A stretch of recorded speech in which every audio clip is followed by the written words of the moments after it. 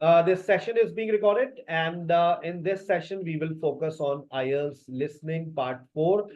And IELTS listening part 4 is actually it's an educational lecture. It's an educational setting, and you will listen.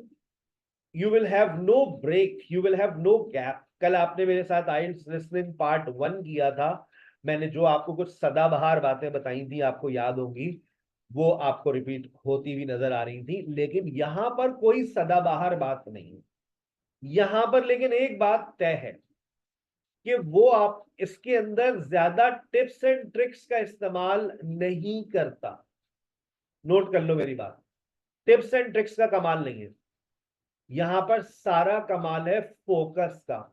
ये बहुत ज्यादा बोलता है, और आपकी एक गलती, आप जिस तरह से लिसनिंग पार्ट 1 को सुनते हैं उसी तरह से इसको भी सुन रहे होते हैं. इसको ऐसे नहीं सुनना होता. मेरे साथ चलिएगा, मैं आज आपको बिल्कुल गाइड करूंगा. पेपर में सवाल आया ये वाला.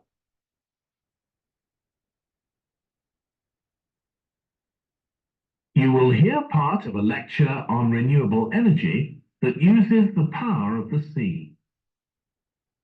First, you have some time to look at questions 31 to 40.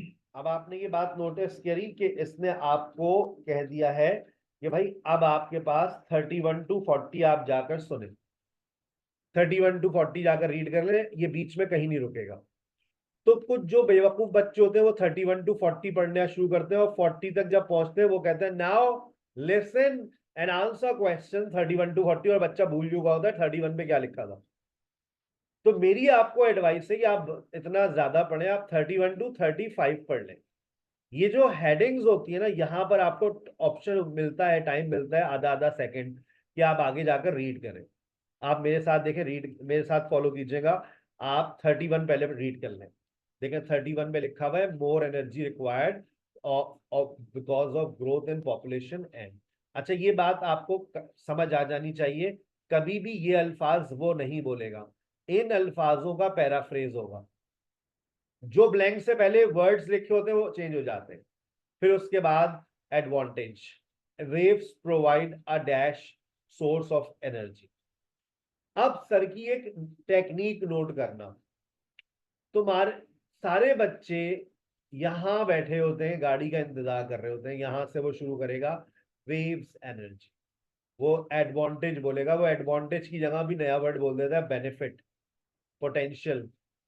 आपको लगता है कि वो यहां से बोलेगा, लेकिन आपको मैं बता दूं कि पार्ट 4 के अंदर वो जवाब पहले बोल देता है, वो डेटा यहां से उठाता है, और फिर वो जवाब बोलता है, और फिर ये वाली बात आपके सामने आती है. दोबारा समझना. जब आप लिसनिंग पार्ट 4 को सुनते हैं तो 2-3 ब्लैंक्स ऐसी चिपकाता है कि वो यहां से शुरू करता है. यहां से नहीं शुरू करेगा तो डायरेक्ट जवाब से शुरू करेगा, और उसके बाद वो यहां पर आएगा. जबकि हम आप पार्ट 1 की प्रैक्टिस जब करते हैं तो हम सारी बातों को इधर से देखने के आदी हो जाते हैं, और यही हमें हमारे 2 नंबर लेकर डूब जाता है. ठीक है, मेरे साथ चलो. जो बात सर ने गाइड की है इसको फॉलो करना. टेक्निक नोट कर लो जो मैंने बताई है. सुनो. Answer questions 31 to 40. Producing enough energy to meet our needs has become a serious problem. Demand is rising rapidly because of the world's increasing population and expanding industry. Rapidly because of the world's increasing population and expanding industry. अब आपने देखा उसने growth के word को किस तरह से इस्तेमाल किया. ग्रोथ की जगह उसने इंक्रीज और एक्सपेंड का वर्ड इस्तेमाल किया. नोट कर लो वोकैबुलरी, ग्रो और एक्सपेंड. अब उसने एंड बोला, लेकिन एंड के बाद क्या बोला वो नोट करो अपने पास, चैट में जवाब लिखो. Demand is rising rapidly because of the world's increasing population and expanding industry. एक वर्ड लिखना होता है आपको. अच्छा, अब जैसे ही आपने जवाब सुना, अब आप उड़ते हुए कहां चले जाइए, सब कुछ इग्नोर कर दें. जब तक वेव एनर्जी ना बोले ना तुम उसको तवज्जो से नहीं सुनना। देखो ये है technique, don't listen to audio carefully until you listen waves energy. Waves energy जब आएगा तो फिर हम इसकी तरफ मुतवज्जो होंगे। आप 32 को फोकस करें, 32 पे क्या लिखा हुआ है।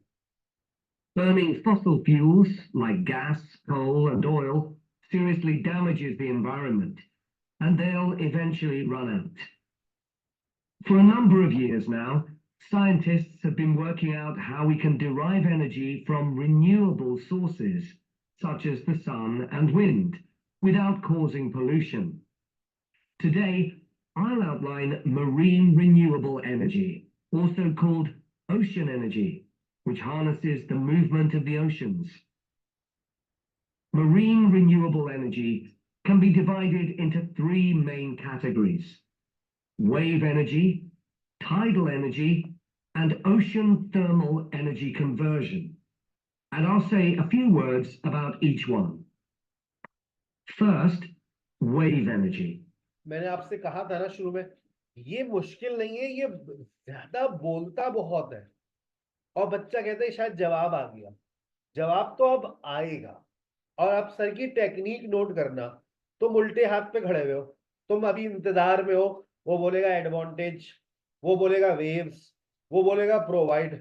चलो प्रोवाइड की जगह पर कोई नया वर्ड बोल देगा, प्रोवाइड की जगह दूसरा वर्ड होता है गिव। अब देखो होता क्या है तुम्हारे साथ, तुम्हारा कैसे एक नंबर जाया हो जाता है।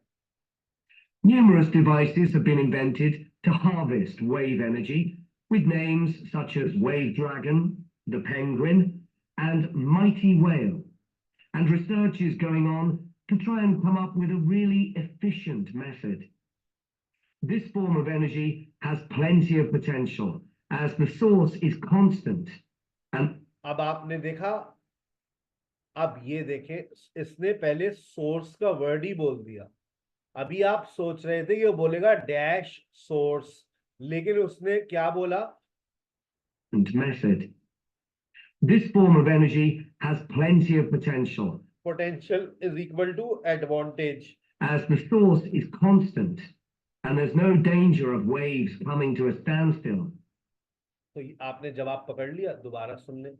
And the source Is constant and there's no danger of waves coming to a standstill. अब आप इसको सुनना छोड़ दीजिए। देखो 2 मिनट ऊपर इधर टाइम देखो, 2 मिनट 48 सेकेंड। अब तुम जाकर प्रॉब्लम्स को पढ़ो। अब देखो तुम्हारी जो गलती है ना, स्टूडेंट्स की गलती वो ये कि वो उसको सुने जा रहे हैं, पार्ट 4 में सुनना नहीं है। अब जब तक वो प्रॉब्लम्स का वर्ड नहीं बोलेगा, वो हेडिंग को बहुत प्रोमिनेंट करेगा, तुम इसको सुनना छोड़ दो।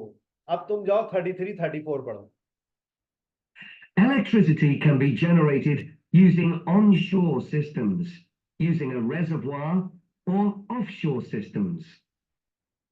But the problem with ocean waves is that they're erratic. Problem का वर्ड आ गया, बस। Waves can move in any, गौर से सुनना, with the wind making them travel in every direction. सुन लिया, दोबारा सुनो। Systems. But the problem with ocean waves is that they're erratic, with the wind making them travel in every direction. अच्छा, अब मैं आपको यहां पर एक और टेक्निक बता रहा हूं। आप लोग सुन रहे थे कि वो वेव्स बोलेगा, वो क्या बोलेगा? वेव्स। लेकिन उसने वेव्स को का प्रोनाउन इस्तेमाल कर लिया। अब कभी कभार वो दे बोलता है, कभी कभार वो दे बोलता है, या फिर वो देम बोलता है, या फिर वो देयर भी बोल सकता है। तुम दोबारा इस सेंटेंस को सुनो। उसने सेंटेंस वेव्स से शुरू किया था, waves. But the problem with ocean waves is that they're erratic. They are erratic. किसकी बात हो रही है? वेव्स की बात हो रही है। अब तुम सुनने बैठे हो कि वो वेव्स बोलेगा, with the wind making them travel in every direction. अब इसने देम का वर्ड इस्तेमाल किया, wind making them travel in any, waves can move in any. समझ गए बात? मूव। अब आगे चलो, ये प्रोनाउन की टेक्निक है। अब दोबारा सर की उसी टेक्निक पे नजर रखना कि वो अपनी बातों को इधर से बोलेगा या इधर से बोलेगा, तवज्जो से सुनना। अब तुम्हें दोनों तरफ अपनी नजरों को रखना है, वरना जवाब मिस हो जाएगा। This adds to the difficulty of creating efficient technology. Ideally, all the waves would travel smoothly and regularly along the same straight line. Another drawback is that sand and other sediment on the ocean floor might be stopped from flowing normally. अब आपने ocean का word सुना जब, तो जवाब तो उससे पहले आ गया था। अभी आप सुन रहे थे, वो बोलेगा डैश ऑफ द ओशन, लेकिन उसने देखो कैसे बोला। Drawback is that sand and other sediment on the ocean floor might be stopped from flowing normally in the same straight line. Another drawback is that sand and other sediment on the ocean floor. अब dash of the ocean, अब ocean का क्या, उसने इस बात को पहले ocean को चिपका दिया। अब बच्चा सोच रहा है क्या बोलेगा, वो ओशन तो चला गया। तो उसने ओशन क्या कहा, दोबारा सुन लो एक दफा। Smoothly and regularly along the same straight line. Another drawback is that sand and other sediment on the ocean floor might be stopped from flowing normally, which can lead to environmental problems. अब जैसे ही आपको ये जवाब आपने पकड़ा, अब आप इसको फिर इग्नोर कर दीजिए, और जब तक ये टाइडल एनर्जी पर ना आ जाए। अब जब ये टाइडल एनर्जी पर आएगा, तो आप 35 tides are more dash than waves. चलिए, अब आप टाइडल एनर्जी के आने का इंतजार करें और 35 और 36 को रीड करें, इसको इग्नोर करें। The second category of marine energy that I'll mention is tidal energy. One major advantage of using the tide rather than waves as a source of energy is that it's predictable. We know the exact times of high and low tides for years to come. Rather than waves as a source of energy is that it's predictable. We know the exact time. One major advantage of using the tide rather than waves as a source of energy is that it's predictable. We know the exact times of high and. जवाब आपको मिल गया, अब आप उड़ते हुए चले जाइए। अब आपको यहाँ पर ये वर्ड नजर आ रहा है X1Z, इसके ऊपर नजर रखनी है और यहाँ पर टेंस को फोकस करना है, विल बी क्रिएटेड। और मेरी पुरानी बात आपको याद आ रही होगी कि जहां प्रेपोजिशन प्लस आर्टिकल होता है उसको बदलना बहुत मुश्किल होता है। तो इन आ, ये आपके कानों में जाने वाला है, प्लान टाइडल लगून इन वेल्स, ये बात आएगी तो अलर्ट हो जाना। अब इसको इग्नोर करो, बस जिस चीज को मैंने कहा है उसको फोकस करो। Low tides for years to come. For tidal energy to be effective, the difference between high and low tides needs to be at least 5 meters. And this occurs naturally in only about 40 places on Earth. But the right conditions can be created by constructing a tidal lagoon, an area of seawater separated from the sea. One current plan is to create a tidal lagoon on the coast of Wales. This will आ गया Wales आ गया, अब आप 36 पर alert हो जाए। be an area of water within a bay. अब आप देखें, आपको इन आ, ये वर्ड अब आपने शायद पहली दफा सुना हो। To create a tidal lagoon on the coast of Wales. This will be an area of water within a bay इन आ, on the coast of Wales. This will be an area of water within a bay at Swansea, sheltered by a U-shaped breakwater or dam built out from the coast. The breakwater will contain 16 hydro turbines, and as the tide rises, water rushes through the breakwater, activating the turbines, which turn a generator to produce electricity. Then, for 3 hours as the tide goes out, the water is held back within the breakwater, increasing the difference in water level until it's several meters higher within the lagoon than in the open sea. Then, in order to release the stored water, gates in the breakwater are opened.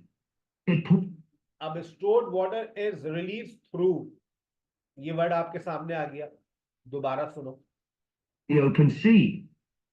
Then, in order to release the stored water, gates in the breakwater are opened. It pours powerfully out of the. जवाब आपको मिल गया, अब आप इसको ignore करें, अब आप advantages पे जाइए। क्या क्या कहता है? Not dependent on weather, advantages, no dash is required, likely to create a number of, no dash is required। दोनों को फोकस करो। आप देख रहे हो, तुम्हें पूरा पेपर फोकस नहीं करना होता। ये बच्चा गलती करता है कि वो पूरे पेपर को बैठ के फोकस कर रहा होता है शुरू में ही। आपने सिर्फ 2-3 ब्लैंक्स को लेकर चलना है। आप इसी टेक्निक को फॉलो करें, आप देखें, हमें दुआओं में याद रखेंगे। Driving the turbines in the breakwater in the opposite direction and again generating thousands of megawatts of electricity. As there are 2 high tides a day, this lagoon scheme would generate electricity 4 times a day, every day, for a total of around 14 hours in every 24, and enough electricity for over 150,000 homes. This system has quite a lot in its favor, unlike solar and wind energy. अब इसने advantage किया था, एक नया word बोला है, note कर लो, favour. Favour, आज से पहले मैंने पोटेंशियल सुना था और मैंने बेनिफिट सुना था, पॉजिटिव साइड सुना था। आज इसने कौन सा वर्ड बोल दिया? Favour. Favour. It doesn't depend on the weather. The turbines are operated without the need for fuel, so it doesn't create any greenhouse gas emissions, and very little maintenance is needed. No dash is required to make it work. It's estimated that electricity generated in this way will be relatively cheap, and that manufacturing the components would create more than 2,000 jobs. A number of, कोई quantity आपको पकड़नी थी, a number of, no dash. Greenhouse gas emission, it doesn't depend on the weather. The turbines are operated without the need for fuel. With no dash is required, without the need of, no dash is required, without the need of. So it doesn't create any greenhouse gas emissions, and very little maintenance is needed. It's estimated that electricity generated in this way will be relatively cheap, and that manufacturing the components would create more than 2,000 jobs. A number of 2,000, a number of. अब यहाँ क्या लिखा हुआ है? Problem, affecting, by affecting. अच्छा, ये भी याद रखना कि जब वर्ब आईएनजी लिखी होती है ना, जो वर्ड ऑर्डर लिखा होता है, जो यहाँ पर जैसे ये जेरेंड यूज हो रहा है, तो आपके कानों में ऐसा ही कोई वर्ड जाएगा वर्ब आईएनजी के साथ, by affecting dash and building up dash. सुनो, A big boost to the local economy. On the other hand, there are fears that lagoons might harm both fish and birds. For example, by disturbing migration patterns, by affecting, by disturbing, and causing a buildup of silt. causing building up silt। आ गई बात समझ? जवाब आपने पकड़ लिया, answer को आपने submit किया, पोर्टल से प्रैक्टिस करेंगे तो एक फायदा हमेशा बताता हूं कि आपको यहाँ पर ऑडियो स्क्रिप्ट मिल जाता है। और ऑडियो स्क्रिप्ट का फायदा क्या होता है कि आप अगर कोई गलती करते हैं तो आपको ये बात समझ आती है कि सर इसने ऐसा क्या बोला था 32 के अंदर, तो तुम्हें वो सेंटेंस बिल्कुल सामने मिल जाएगा। वेव्स प्रोवाइड अ डैश, तो वहां देखो लिखा हुआ है, क्या लिखा हुआ है? This form of energy has a plenty of potential as the source is constant.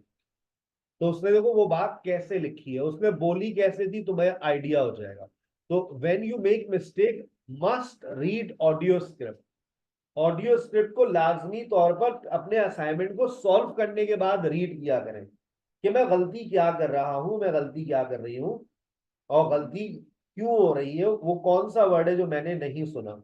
और एक बात और किया करें जो आप लोग नहीं करते, एक ही दफा ऑडियो प्ले किया करें। भाई नहीं आया समझ, जाने दो, नहीं आया समझ, जाने दो। ये नहीं है बार बार उसको पीछे करके सुने जा रहे हैं, वो प्लेजरिज्म हो जाता है। तो असाइनमेंट को सॉल्व करते वक्त ऑडियो को एक ही दफा प्ले किया करें, ठीक है? असाइनमेंट मैंने लिसनिंग का यहाँ पर अपडेट कर दिया आपका, लिसनिंग पार्ट 4। और मैं हमेशा एडवाइस करता हूँ कि देखो लिसनिंग पार्ट 1 की तैयारी को पहले समेट दो, मेरे साथ चलती रहेगी टुक टुक, मैं बताता रहूंगा टिप्स एंड ट्रिक्स, लेकिन अपनी तैयारी को ऐसे लेकर चला करो, बस 20 दिन है। तो अब जैसे यहाँ पर आपके पास लिसनिंग है, तो लिसनिंग की तैयारी आप 4 दिन में मुकम्मल कर लें। ये मैंने 4 दिन का मतलब मैंने सारी किताबों को समेट दिया यहाँ पर। अब इससे ज्यादा हलवा बनाकर क्या दूंगा कि भाई मैंने पार्ट 4 की, देखो कितनी किताबें, 1 2 3, ये मेरे ख्याल से 4 और ये 4, मैंने 2 किताबें यहाँ पर हैं। तो कितने दिन है? 4 दिन, 8 किताबें नजर आ रही है मुझे, 8 किताबों को मैंने सम अप कर दिया। डे 5 6 7 8, हो सकता है इससे ज्यादा ही हो। मैंने पूरी 10 किताबों को समेटा है वैसे यहाँ पर। ठीक है, इसको फॉलो कीजिएगा। अगर आप सीरियसली अपनी प्रेपरेशन को लेकर चल रहे हैं, तो आप 4 दिन में पार्ट 1 की प्रैक्टिस कर लीजिए। 4 दिन का मतलब रोजाना 1 घंटा लगा दीजिए। भाई कितनी देर लगेगी एक किताब की पार्ट 4 को सुनने में? 7 मिनट। 7 मिनट, तो 2 किताबों के अगर पार्ट 1 को सुना तो 1 घंटा, 1 घंटे में तुम निपटा दो। 1 घंटा इस प्लान के मुताबिक तैयारी कर लें, इस प्लान के मुताबिक 1 घंटा रोज आना। अब तुम आरा दिन, पहले पार्ट 1 फिर पार्ट 2, उसके बाद तुम्हारी जिंदगी का बहुत ज्यादा वक्त लगेगा मैचिंग इंफॉर्मेशन पे, जो कल के सेशन में डिस्कस करूंगा। मैचिंग इंफॉर्मेशन की जो रिकॉर्डिंग होती है ना, जिससे प्रैक्टिस करते हैं, वो 4 घंटे की है, तो तुम्हें 2.5 घंटे की है। तो मैं 4 दिन मैं कहता हूँ मैक्सिमम उस पर लगा लो, 4 दिन इस पे लगा लो। और उसके बाद फिर मैंने यहीं पर आपको मॉक टेस्ट भी दिए हैं। मॉक उस जब ये कर लो, तो उसके बाद मैंने यहाँ पर एक सवाल और भी दिया हुआ है, वो है मैप्स। मैंने मैप्स का सारा मटेरियल यहीं पर अपलोड किया हुआ है। मैं यहाँ पर इसकी और भी मटेरियल है मेरे पास, वो भी यहीं पर अपडेट कर दूंगा, ताकि जब आप इसकी प्रैक्टिस करें तो आप उसके मटेरियल को भी फॉलो कर लें। और उसके बाद डे 18 19 20 आपके मॉक टेस्ट इंतजार कर रहे हैं। और ये एक दिन में कितने मॉक टेस्ट हैं? 4। फिर कितने मॉक टेस्ट हैं? 4। फिर तुम एक दिन में एक ही दे दो, ये टोटल 12 मॉक टेस्ट है। यार इसके बाद तो लिसनिंग में आएगा 7, जब इतनी एफर्ट्स करोगे। लेकिन नहीं, हमारे पास तो टाइम ही नहीं है, तो फिर सर क्या कर सकते। सही है, चले। Now I am shifting towards IELTS speaking part.